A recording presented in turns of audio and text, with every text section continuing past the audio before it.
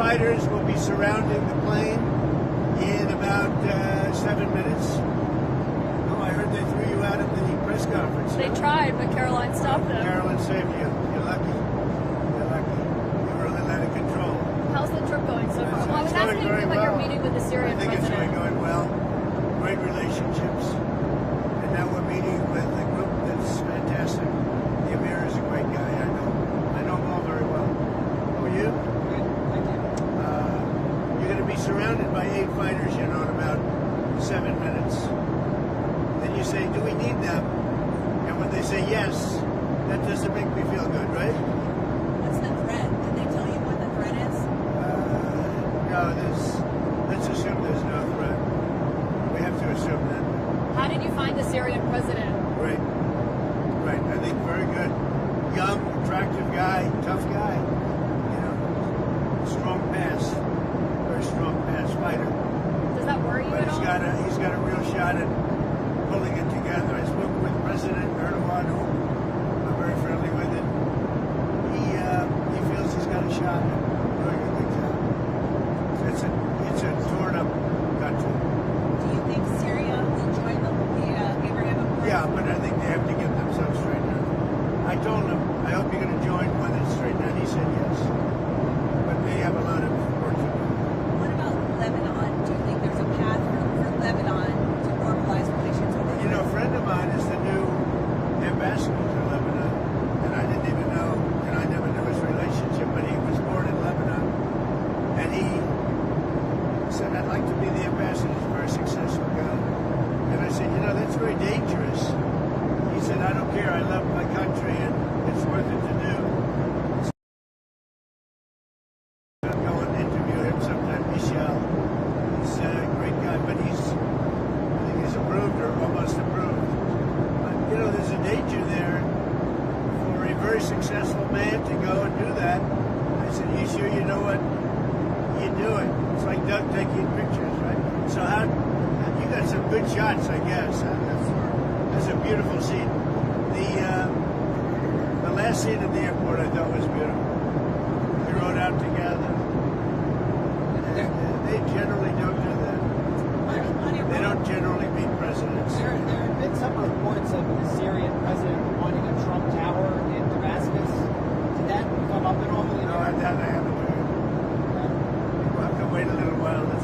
Everything's calm down a little while with the country. I think he's got the potential to do. He's a real leader. And, he led a charge, and he's pretty amazing.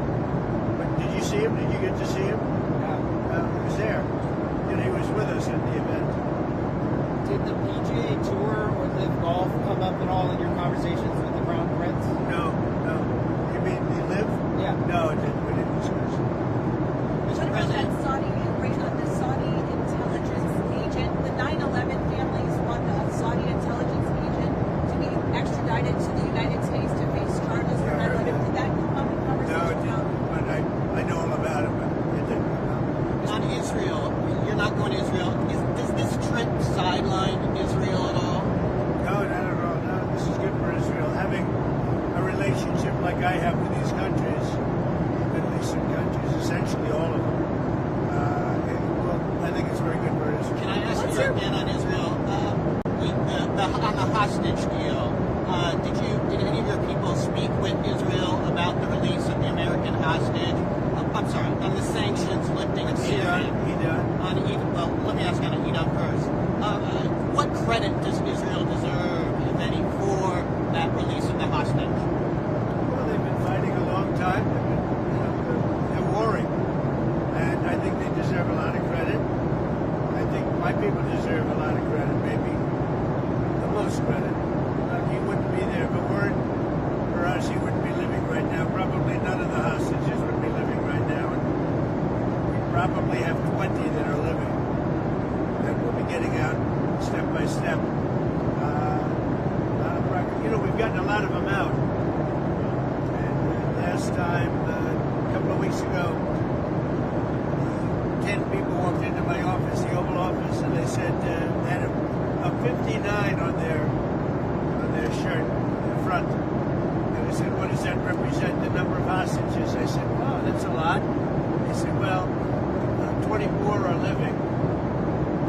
now it's 20. The number is 20 have lived. 4 have died, and the young people don't die. Young people are killed, they don't die. So the 24 living of the 59 to 24 living is now down to 20. And we got Ida out. It was great. His family was so thankful. We did a good job with it. We'll continue to do it. What happens on Thursday if President Putin doesn't show up in Turkey for the talks with Ukraine? What will you do? Well, I don't know if he's showing up. I know he would like me to be there.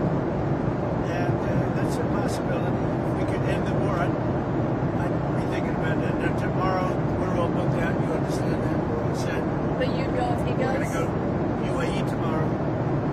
And so we have a very full situation. Now, that doesn't mean I wouldn't do it to save a lot of lives and come back.